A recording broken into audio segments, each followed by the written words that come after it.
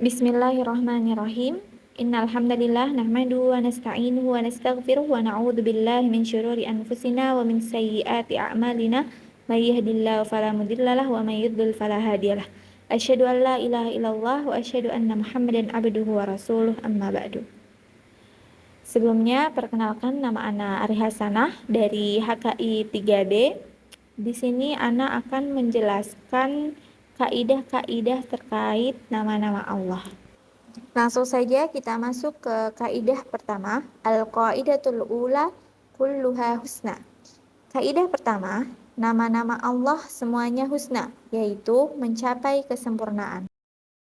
Dalilnya adalah walillahil asmaul husna fad'uuhu biha, yang artinya hanya milik Allah asmaul husna, maka bermohonlah kepadanya dengan menyebut asmaul husna.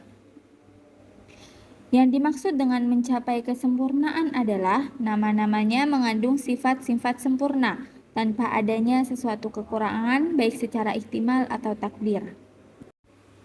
Oleh karena itu, jika ada lafaz-lafaz yang menunjukkan makna tidak sempurna, maka kita tidak boleh menamakan Allah dengan nama-nama tersebut. Dan juga ketika ada lafaz-lafaz yang menunjukkan kesempurnaan tetapi dia mengandung makna kekurangan, maka Allah tidak akan menamakan dirinya dengan nama tersebut, akan tetapi hanya masuk kepada bab ikhbar atau khobar. Contoh dari Asmaul Husna yaitu Al-Hayyu. Al-Hayyu adalah salah satu di antara nama-nama Allah yang mencakup kemahahidupan yang sempurna, yang tidak didahului oleh ketiadaan dan tidak mengalami kefanaan. Kemahahidupan yang melazimkan kesempurnaan sifat-sifat lain, semisal sifat ilmu, qudrah atau kekuasaan, mendengar, melihat, dan sifat-sifat lainnya. Dan juga ada Al-Alim. Al-Alim adalah salah satu di antara nama-nama Allah yang mencakup kesempurnaan ilmu, yaitu yang dimaksud adalah yang tidak didahului oleh kebodohan dan tidak mengalami kelupaan. Kita lanjut ke kaidah kedua, al-qaidatus tsaniyah, asma'ullahi ta'ala a'lam wa awsaf. Kaidah kedua, nama-nama Allah mengandung a'lam dan awsaf, yakni al-a'lam dari sisi pendalilannya bahwa semua nama Allah menunjukkan zat yang satu. Yang dimaksud di sini adalah nama-nama Allah bermakna mutaradifah. Mutaradifah sendiri artinya adalah makna itu menunjukkan zat yang satu, yaitu Allah Subhanahu wa Ta'ala. Sedangkan awsaf adalah menunjukkan atas makna yang terkandung di dalamnya. Yang dimaksud di sini adalah nama-nama Allah bermakna mutabayinah. Mutabayinah itu sendiri adalah dia menunjukkan bahwa setiap nama itu memiliki makna yang khusus. Misalnya Al-Hayyu, ya sudah, dia maknanya adalah Al-Hayyu, bukan Al-Qadir, bukan Al-Asami, Al-Basir, ya sudah, khusus Al-Hayyu. Oke, setelah itu kita masuk ke kaidah yang ketiga. Al-qaidatus salisah, indallat ala wasfin muta'addi tadammanat salasatu umur. Kaidah ketiga, nama-nama Allah yang mengandung sifat muta'addi, maka nama-nama tersebut mengandung 3 perkara, yaitu perkara pertama, yaitu menetapkan nama Allah tersebut. Dan yang kedua, menetapkan sifat yang terkandung dalam nama tersebut. Dan yang terakhir, ketiga, menetapkan hukum dan konsekuensi dari nama tersebut. Contohnya adalah As-Sami'. As-Sami' dia menetapkan nama Allah tersebut, yaitu As-Sami'. Dan dia juga menetapkan sifat yang terkandung dalam nama tersebut, yaitu As-Sam'u.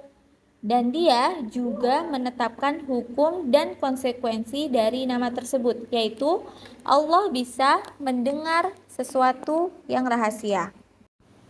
Dan lanjutan dari kaidah ketiga, wa indallat ala wasfin ghairi muta'addin bal lazim tadamman amrain. Dan jika nama-nama Allah yang mengandung sifat lazim, maka nama-nama tersebut mengandung 2 perkara, yaitu yang pertama, menetapkan nama Allah tersebut.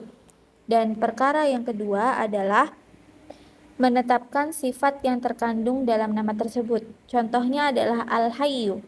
Al-Hayyu di sini dia menetapkan nama Allah tersebut yaitu Al-Hayyu, dan lafadz ini juga menetapkan sifat yang terkandung dalam nama tersebut yaitu Al-Hayah. Kita lanjut ke kaidah selanjutnya yaitu kaidah keempat. Al-qaidatur rabi'ah dalalatun asma'ullahi ta'ala ala dzatihi wa sifatihi takunu bil mutabaqah wa bitadammun wa bil iltizam. Kaidah keempat, petunjuk nama-nama Allah terhadap zatnya dan sifatnya diketahui dengan mutabaqah, tadammum, dan iltizam. Mutabaqah itu sendiri artinya adalah lafaz yang menunjukkan makna lengkapnya. Dan makna tadammum yaitu lafaz yang menunjukkan sebagian maknanya. Dan yang terakhir adalah iltizam. Iltizam yaitu lafaz yang menunjukkan terhadap hal-hal yang berkait dengan maknanya tetapi bukan bagian dari makna itu sendiri. Contohnya adalah Al-Qadir. Al-Qadir mutabaqahnya adalah dia mencakup zatnya dan sifatnya. Dan tadamunnya dia mencakup sifatnya. Dan iltizamnya adalah Al-Hayyu. Oke, kita lanjut ke kaidah kelima. Al-qaidatul khamisah asma'ullahi tauqifiyah la majal lil aqli fiha. Kaidah kelima, nama-nama Allah itu bersifat tauqifiyah. Tidak ada ruang bagi akal di dalamnya. Maksud dari kaidah ini adalah nama-nama Allah harus mengacu kepada Al-Quran dan As-Sunnah. Maka dari itu, kita tidak boleh menamai nama Allah kecuali dengan nama yang sudah Allah dan Rasulullah tetapkan. Karena akal manusia juga tidak mungkin dapat mengetahui nama-nama apa saja yang pantas bagi Allah Subhanahu wa Ta'ala. Oke, kita lanjut ke kaidah setelahnya. Al-qaidatus sadisah asma'ullah ghairu mahsurah bi'adadin muayyan. Kaidah keenam, nama-nama Allah tidak terbatas oleh bilangan tertentu. Berdasarkan hadis Nabi Shallallahu Alaihi Wasallam, as'aluka bikulli ismin huwa lak sammaita bihi nafsaka au 'allamtahu ahadan min khalqika au anzaltahu fi kitabik au ista'sarta bihi fi ilmil ghaibi indak. Artinya, aku memohon kepadamu dengan setiap nama yang engkau miliki, yang engkau sebut untuk dirimu atau engkau turunkan dalam kitabmu, engkau ajarkan pada salah seorang makhlukmu, atau yang engkau khususkan untuk dirimu dalam ilmu gaib di sisimu. Hadis ini menunjukkan bahwa nama-nama Allah itu jumlahnya tidak terbatas.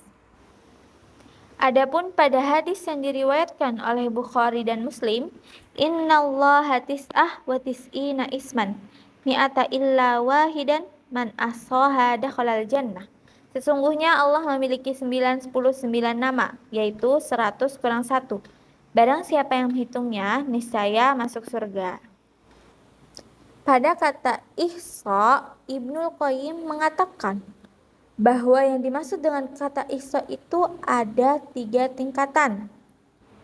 Tingkatan pertama adalah menghafal lafaznya dan bilangannya. Tingkatan kedua, memahami makna dan kandungan di dalamnya. Dan yang ketiga, berdoa atau beribadah dengannya. Jadi dari sini kita menyimpulkan bahwa nama-nama Allah itu tidak hanya ada 99 nama, tetapi lebih dari itu dan hitungannya tidak terbatas. Oke, kita lanjut ke kaidah yang terakhir, yaitu kaidah yang ketujuh, al-qaidatus sabi'ah anna min asma'illahi ta'ala ma yutlaqu alaihi mufradan wa muqtarinan bi ghairihi wa minha ma la yutlaqu illa muqtarinan bi muqabilihi. Kaidah yang ketujuh adalah di antara nama-nama Allah ada yang bisa disebut sendiri-sendiri dan bisa juga digabungkan dengan nama yang lain. Dan di antara nama-nama itu juga ada yang tidak bisa digunakan kecuali jika digabungkan dengan yang berlawanan. Nah, contoh dari nama-nama Allah yang dia bisa disebut sendiri-sendiri dan bisa juga digabungkan dengan nama yang lain. Contohnya adalah Al-Qadir, Al-Basir, As-Sami. Nah, Al-Qadir di sini dia bisa berdiri sendiri dan Al-Basir juga dia bisa berdiri sendiri. Tapi mereka juga bisa digabungkan dengan nama yang lain. Misalnya As-Sami'ul Basir. Nah, itu mereka kan digabungkan, itu juga bisa. Dan contoh nama-nama yang tidak bisa digunakan kecuali jika digabungkan dengan yang berlawanan. Nah, contohnya adalah Al-Mani, Ad-Dar, Al-Muntakim, Al-Muzil. Nah, nama-nama ini mereka tidak bisa berdiri sendiri kecuali mereka digabungkan dengan nama yang berlawanan.